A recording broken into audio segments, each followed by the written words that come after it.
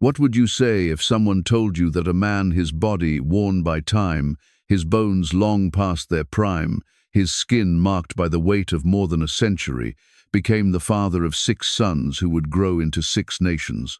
It sounds absurd, biologically unreasonable, medically laughable, and yet it happened. It is written plainly in Scripture, tucked between quiet verses in the book of Genesis, waiting for eyes willing to see the impossible. There is a marriage hidden in the ancient pages, a union that defies every natural law we know, a relationship that unfolded when the world assumed the story had already ended, a covenant that fulfilled one of God's most staggering promises, and at the center of it stood a man older than most people's great-great-great-grandparents. Abraham was 140 years old. His body should have been dust, his strength long spent. His days of fathering children by every human measure should have been sealed shut. And Sarah, the love of his life, the woman who had walked beside him for more than a century, had been gone for 3 years. The household moved slowly through grief. Isaac was building his own future. The servants whispered. The tents were quieter. Everyone assumed Abraham's final chapter was being written. But heaven was not finished with him. Then came Keturah, a woman whose name means incense, a fragrance that rises toward God. And through this mysterious union, God began something so extraordinary that thousands of years later, its echoes still shape nations. 6 sons, 6 nations, 6 forgotten peoples whose footsteps still cross the deserts of the Middle East today. Their story begins here, in the dust of Abraham's old age, in the quiet space where human limitation meets divine promise. And before we go any deeper, if this story is already opening your eyes to the hidden threads of Scripture, take a moment right now to subscribe to Bible in Motion, where every forgotten chapter of the Bible comes alive in cinematic clarity. Your support helps these stories continue to reach hearts across the world, to understand the impossible marriage that would one day reshape the map of the ancient world. We must return to the darkest valley Abraham ever walked through the day he buried Sarah. Picture it slowly, like a scene unfolding under the dim glow of an ancient Sunday. The entrance of the cave at Machpelah, carved into pale limestone, its walls cool from centuries of silence. The air is thick, with the fragrance of burial spices, myrrh, frankincense, and aloes heavy enough to cling to the skin and settle into every fold of Abraham's worn robes. Oil lamps flicker along the stone, casting trembling shadows that dance across the rough surfaces like silent witnesses. There stands Abraham, 137 years old.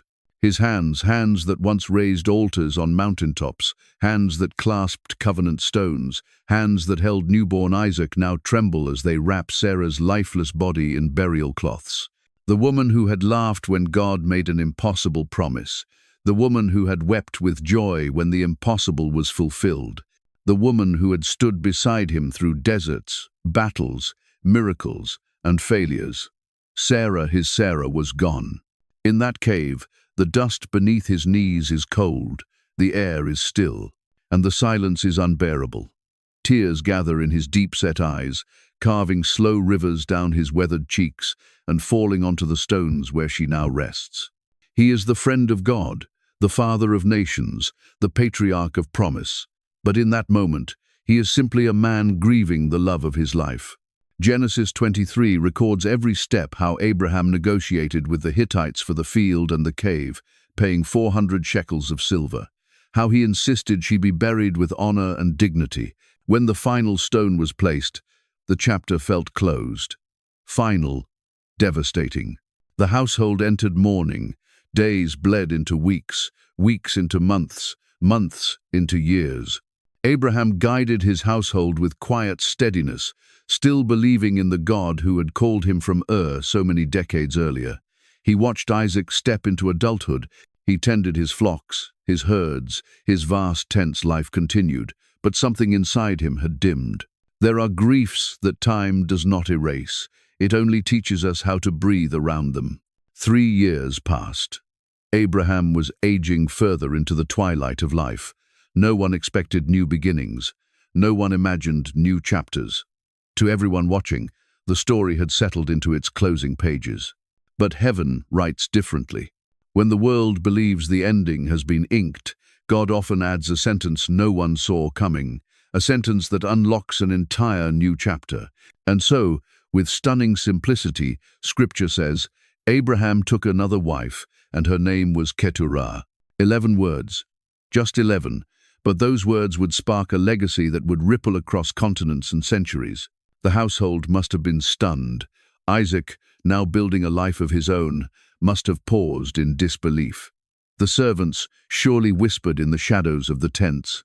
Abraham, 140 years old, was taking another wife? Who thinks of beginning again at an age when most have already returned to the dust? Yet Scripture does not linger on explanations. It does not unfold her lineage or recount the delicate threads that brought her into Abraham's life. Instead, it gives us a single quiet introduction. Abraham took another wife, and her name was Keturah. No genealogy, no hometown, no story of how they met. She steps into Scripture like a fragrance carried on the wind, unseen yet undeniable, and her name speaks volumes. Keturah. In Hebrew, it means incense, a fragrance that rises upward, an offering that ascends to heaven. Incense in Scripture is never random, it is sacred. It appears in the tabernacle, in the temple, in the visions of prophets.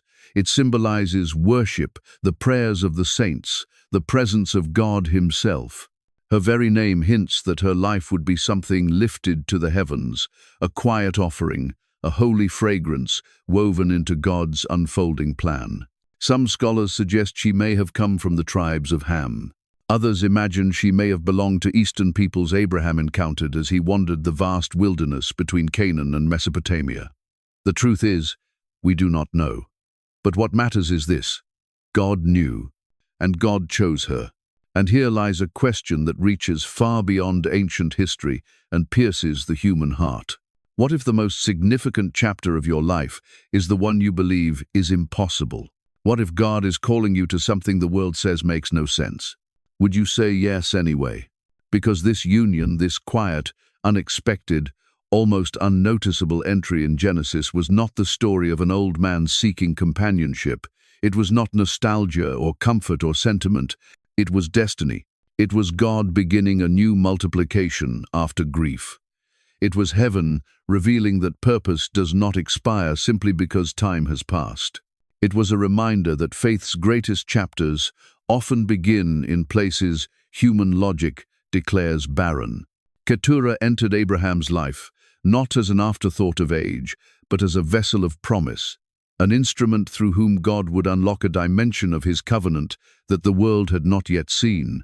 Her name, Keturah, incense, was not a poetic accident. In Scripture, incense rises.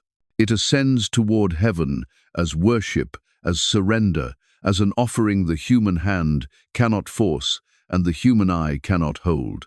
It is something that drifts upward, carried by a breath unseen, yet leaving a fragrance that lingers long after the smoke has faded. Keturah's life would become exactly that, a fragrance lifted toward God, an offering He Himself had chosen at a time when the world believed Abraham's story had reached its final period. But this is where the story turns inward, moving from history to the quiet battlefield of the soul.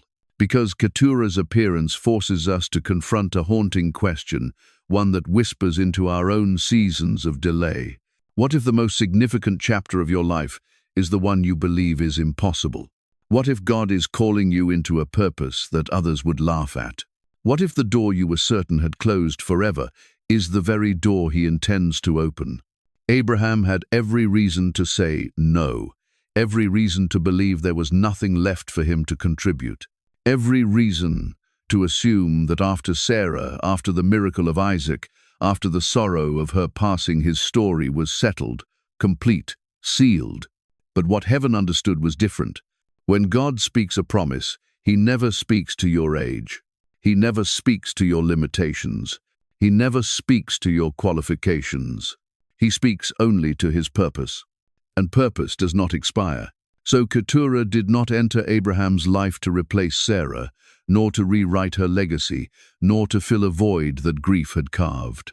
She stepped into a story already touched by covenant, already soaked in divine promise, already shaped by impossibilities, and God used her to reveal that he was not done multiplying, not done surprising, not done writing. And the quiet truth buried inside this chapter is simple yet profound. Sometimes God sends the next chapter when your heart is certain the book has ended. Keturah was that chapter, unexpected, unannounced, unfolding like incense into a sky that had not yet finished raining promises. Abraham was 140 years old. Think about that slowly. He was older than most nations that exist on the earth today, older than empires, older than dynasties, older than the stories carved into ancient stone. His body should have been failing. His strength should have been a memory. His bones should have carried only the weight of survival, not the promise of new beginnings. And the idea of fathering children at such an age by every medical, biological, and physical measure should have been impossible. But Abraham's story had never been governed by human possibility. This was the same God who had renewed his body when he was 100, restoring vitality to a man who had already accepted barrenness as his legacy. This was the same God who opened Sarah's womb at 90, proving that divine timing ignores biological clocks. This was the same God who specializes in doing miracles precisely where human logic sees a full stop. So when Abraham took Keturah as his wife, heaven was not asking him to believe something new. It was asking him to remember. To remember the God who called him from Ur when he was 75. To remember the stars God told him to count. To remember the laughter that burst from Sarah's mouth when she heard the impossible spoken aloud. To remember the moment Isaac's cry filled their tent, turning skepticism into joy. And now, at an age when the world dismissed him as a relic of the past, God whispered again, "I am not finished multiplying you."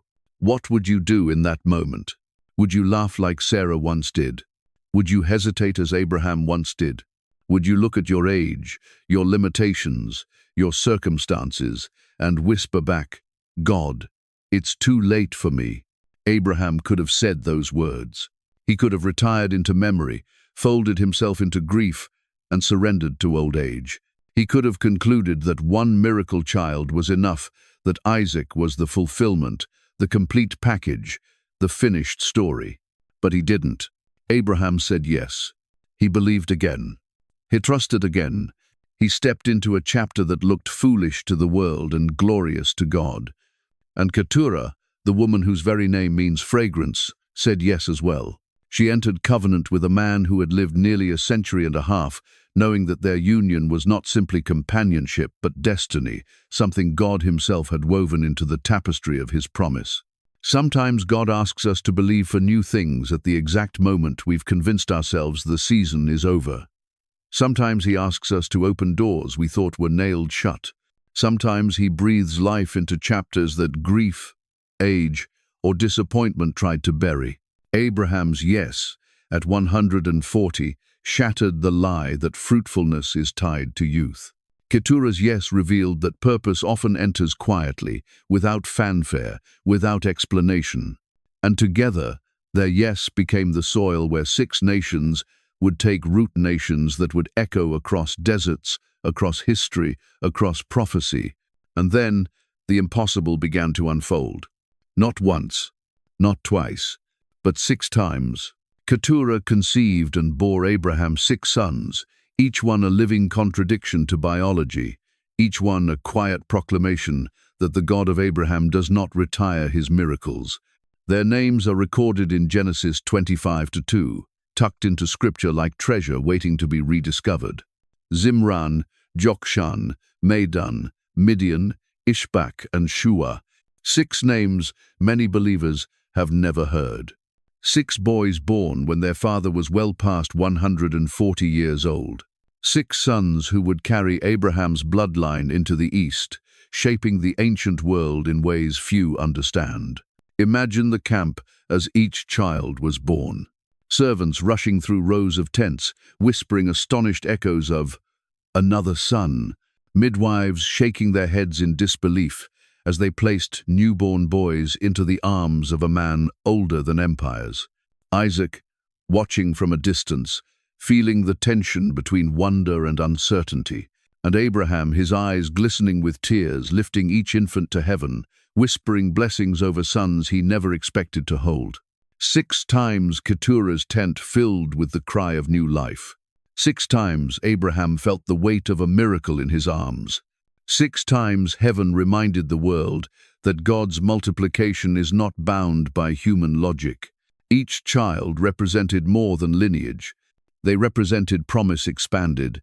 They represented destiny multiplied. They represented the dimension of God's covenant that Abraham had not yet seen. But what became of them? Where did they go? Why do so few talk about them? Because after their births, Scripture shifts focus. It turns back to Isaac, the son of promise, because the Messiah would come through him.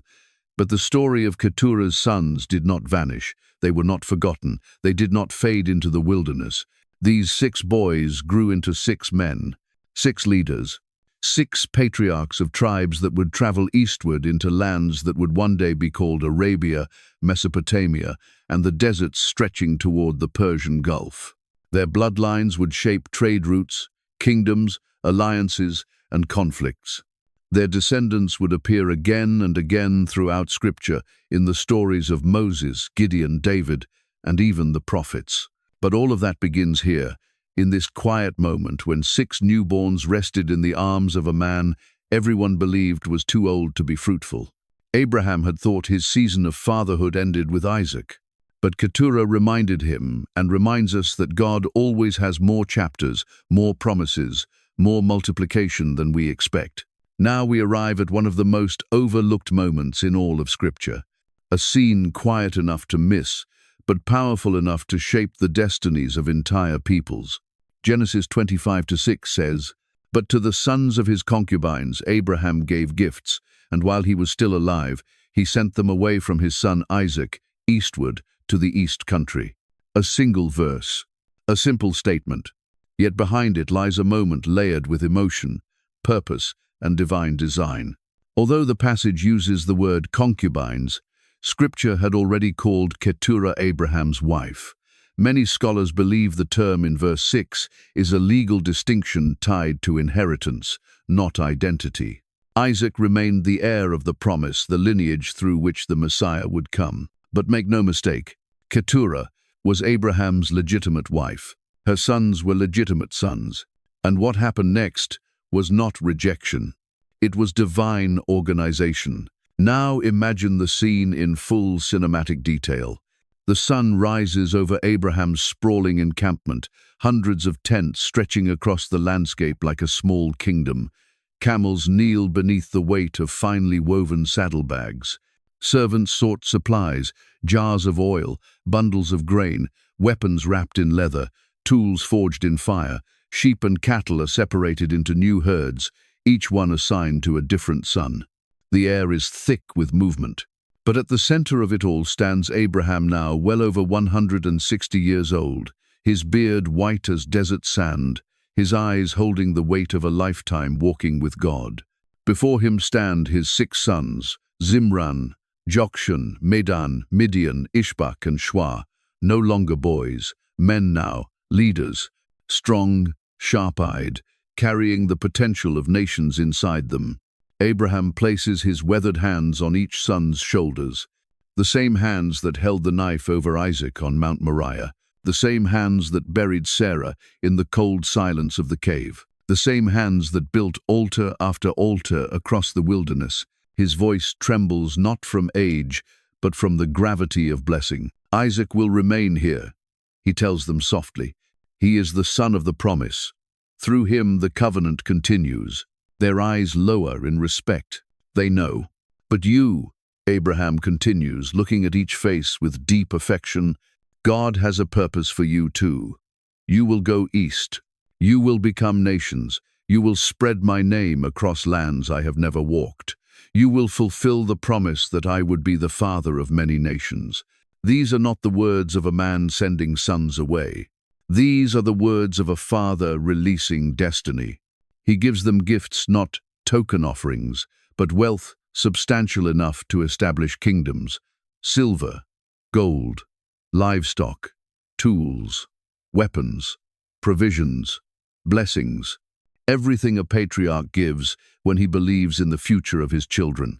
And then, with tears, with embraces, with lingering glances, the 6 sons of Keturah turn their faces toward the rising Sunday, east, leaving the only home they have ever known, leaving the father whose stories shaped their childhoods, leaving Isaac, the half-brother whose life carried a different covenant. They walk into the unknown carrying nothing but their father's blessing, and God's unseen hand guiding them toward their appointed nations. This is the moment their destinies ignite. What happened to these 6 sons after they walked eastward into the sunrise? Where did their footsteps lead? What nations grew from their tents? And why does almost no one talk about them today? The truth is breathtaking. These sons did not vanish into history. They did not dissolve into the sands. They did not fade into obscurity. They multiplied. Their descendants spread across the deserts and mountains, weaving themselves into the fabric of ancient civilization. Their influence reached from Arabia to the edges of Mesopotamia. Their names echo through scripture not as footnotes, but as key players in the unfolding story of God's people. Let's walk through the legacy they carried. Midian, the 4th son, father of the Midianites. Midian became the father of a people who would one day dominate the trade routes that connected Africa and Asia. They controlled the flow of spices, incense, gold, and precious goods commerce that shaped the ancient world. But the story gets even more profound. When Moses fled Egypt after killing the Egyptian, where did he go? To Midian. Who took him in? Jethro, the priest of Midian, direct descendant of Keturah, through Midian. Who became Moses' father-in-law? Who discipled him in leadership? Who taught him how to govern the people of Israel? Jethro, a son of Keturah, shaped the leader of Israel. A descendant of Abraham outside the line of Isaac trained the prophet who would stand before Pharaoh. Think about that. Zimran, the firstborn. Zimran's descendants established tribes in southern Arabia. They became known for their knowledge of the stars, their skills in navigation, and their understanding of the desert skies, wisdom that shaped early Arabian culture. Jokshan, father of Sheba and Dedan. Through Jokshan came 2 names that ring like thunder through biblical history: Sheba and Dedan. Yes, that Sheba, the land whose queen traveled to test Solomon with riddles, the kingdom that brought caravans loaded with gold, spices, and precious stones. Many scholars believe the Queen of Sheba descended from Jokshan's line. Her encounter with Solomon, a moment shaped by Keturah's legacy. Medan, Ishbak, and Shua. These 3 sons spread into the eastern regions, building tribes known for mastery of desert survival, skills in warfare, knowledge of trade, influence over caravan routes. They were not minor players. They were nation builders. And here is the revelation many miss. When you read headlines about the Middle East, when you study the tensions between nations, when you watch the interactions between Israel and its neighbors, you're witnessing the descendants of Abraham not only through Isaac and Ishmael, but through Keturah's 6 sons as well. They still walk the earth. They still shape cultures. They still influence global events. The promise that Abraham would be the father of many nations is not ancient poetry. It is present reality. And Keturah was the key to a dimension of that promise most believers never see. The story of Keturah and her sons stretches like a hidden thread through scripture, woven quietly, intentionally, undeniably. And as you trace that thread, something remarkable comes into focus. God never forgot Keturah's children. Not in the days of Moses, not in the era of the judges, not in the reign of David, not in the words of the prophets. Their names and nations appear again and again, like silhouettes standing at the edges of Israel's story. In Habakkuk 3-7, the prophet writes of the tents of Cushan and Midian, trembling direct references to Keturah's descendants. In the book of Judges, the Midianites play a central role in the drama of Gideon, their vast armies covering the valley like locusts. In Isaiah, the people of the east bring gifts and worship, an echo of the eastern tribes born from Keturah's sons. These weren't forgotten tribes. They were active participants in the biblical landscape, shaping events, forming alliances, influencing nations. And once you see this, the truth becomes impossible to ignore.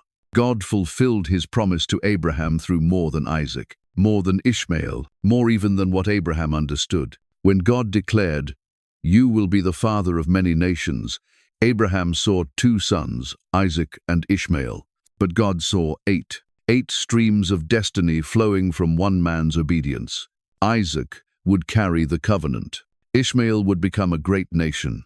But Keturah's sons, 6 additional nations, would multiply Abraham's influence across the east. The promise was always bigger than the category, bigger than the definition, bigger than the expectation. And this is where the story becomes deeply personal. Because just like Abraham, we often think we understand the limits of God's plan. We imagine one path, one outcome, one fulfillment. We assume God will work through the obvious channels, the predictable ways, the expected storyline. But Keturah reveals a God who delights in expanding the borders of our understanding. Where Abraham saw conclusion, God saw beginning. Where Abraham saw grief, God saw preparation. Where the world saw old age, God saw fertile ground for miracles. And perhaps the most beautiful truth hidden in this chapter is this: faithfulness in obscurity still produces generational impact. Keturah receives just 11 words in Genesis when she enters the story. No fanfare, no backstory, no spotlight. And yet her descendants influence Scripture for centuries.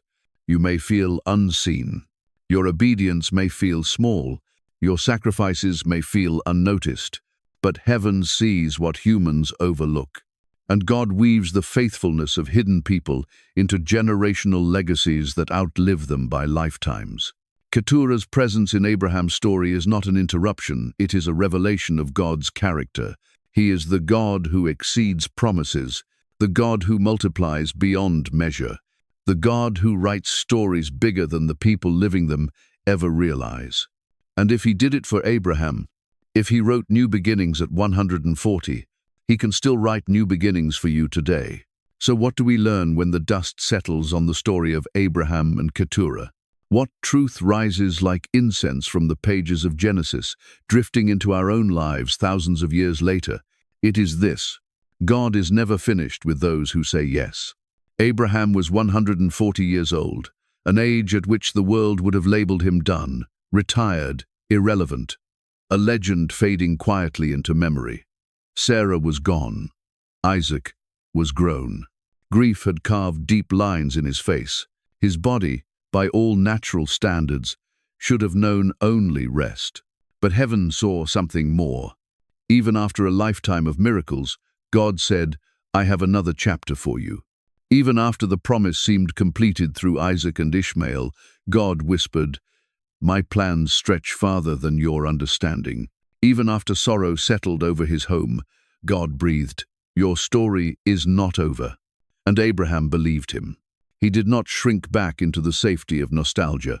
He did not cling to what had already been fulfilled. He did not assume that age disqualified him from purpose. He said yes again. And through that yes came 6 more sons, 6 nations, 6 bloodlines that would weave themselves into prophecy, history, and the unfolding drama of redemption. Keturah said yes at an impossible moment. Abraham said yes at an impossible age. And through their obedience, God wrote chapters no one saw coming. This is the thunder beneath the story. It is never too late for God to do something extraordinary through a life surrendered to him. Not a für, not a trets, not at fiers, not at 104. If Abraham had listened to his age, he would have stopped too soon. If he had listened to his grief, he would have settled for less. If he had listened to human logic, the story would have ended before its most surprising chapter began. But Abraham did not finish early. He finished well.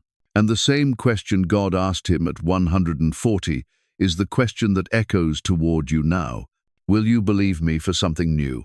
Because the God of Abraham still writes stories that defy limitation, overturn expectation, and breathe life into chapters long thought closed. And Keturah's story stands as eternal proof. Some of God's greatest works begin right when we assume the story is over. There is a gentle truth rising from the story of Abraham and Keturah, one that moves like a soft wind through the pages of Scripture, reminding us that God's grace does not retire, shrink, or expire with age, loss, or circumstance. If anything, it deepens, it widens, it reaches into places we have quietly assumed were beyond redemption. Abraham believed his great chapters had already been written. He believed the promise had reached its fullness in Isaac. He believed that Sarah's passing marked the closing of a long, miraculous journey. But grace stepped into his life again, not in the form of thunder or fire, but through a woman whose very name meant incense, a fragrance, something rising. Grace rises where logic falls silent. It rebuilds where grief has settled. It whispers of new beginnings even when the heart is certain that hope has grown old. Keturah did not erase Sarah's legacy. She extended God's promise into unexplored territory. She became the gentle reminder that God's faithfulness does not end with one fulfilled prayer or one closed chapter.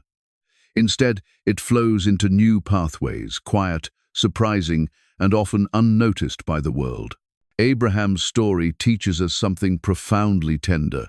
God's timing doesn't follow human clocks. He is not intimidated by age, not discouraged by our limitations, not constrained by what we think is possible. When Abraham said yes at 140, it wasn't the strength of his body that mattered, it was the posture of his heart. A surrendered heart is fertile soil, no matter how many years have passed. And grace delights in planting seeds in places we thought were barren forever. There is also a quiet beauty in Keturah's obscurity. She enters Scripture with only 11 words, yet her impact stretches across centuries. Her sons shape kingdoms, influence prophets, and appear throughout the biblical story. God often chooses people the world overlooks to carry legacies that outlive empires.